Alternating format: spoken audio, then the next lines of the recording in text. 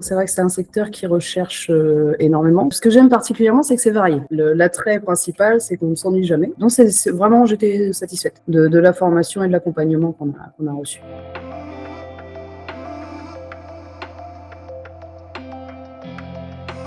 Je m'appelle Marie et j'ai suivi la formation de gestionnaire comptable et fiscal via UPSO. J'étais commerciale pendant plusieurs années. J'ai décidé de faire une reconversion. J'ai cherché des formations à distance parce que c'était nécessaire pour moi. Et donc, je suis tombée sur UPSO. Aujourd'hui, moi, j'ai trouvé un poste de collaboratrice comptable. Mes missions au sein du cabinet comptable, ça va vraiment de la compta de base à la saisie jusqu'à vraiment la révision de dossiers, la préparation des bilans. C'est assez vaste. Ce que j'aime particulièrement, c'est que c'est varié. L'attrait principal, c'est qu'on ne s'ennuie jamais.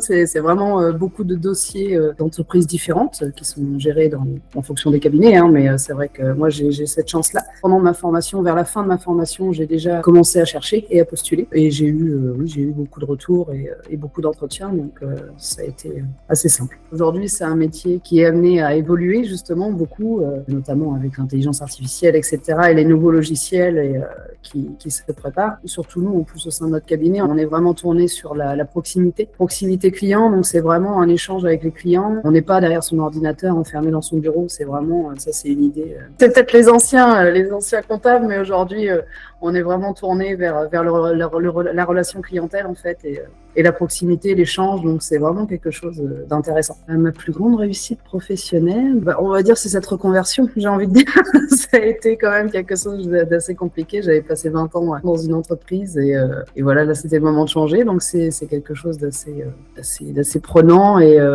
il faut s'accrocher quand même parce qu'on remet plein de choses en question et puis là repartir à zéro dans un domaine qu'on connaît pas du tout, ça fait un peu peur, mais voilà, il faut y croire et si on est motivé, il n'y a pas de raison, ça se passe bien. Voilà, c'est un apprentissage en plus via l'apprentissage d'UPSO, on est bien formé.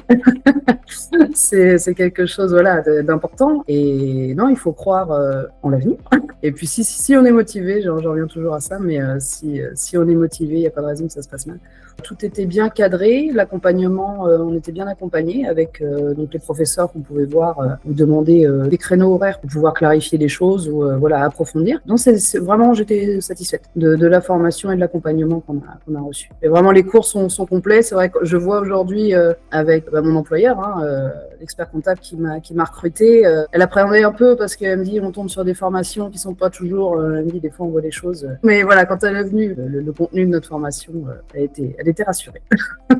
L'examen, donc au préalable, on a plusieurs examens blancs. J'ai passé mon examen sur Versailles, donc il y a déjà une partie, une journée écrite, une épreuve écrite de 4 heures. On doit analyser un dossier comptable. Et ensuite, le lendemain ou dans la journée même, ça dépend, mais on a l'oral avec en général deux experts comptables qui analysent ce qu'on a fait en examen et puis on rediscute du sujet et qui nous posent des questions pour valider ou non notre examen. Pourquoi UPSO? Par rapport au programme, je me suis renseignée sur le programme de formation, les moyens qui avaient été développés par UPSO, c'est quelque chose d'important, mine de rien, et qui est garant d'une formation solide, je pense, et d'un organisme solide. De toute façon, des fois, c'est peut-être un risque à prendre, mais si on ne prend pas de risque, on n'avance pas.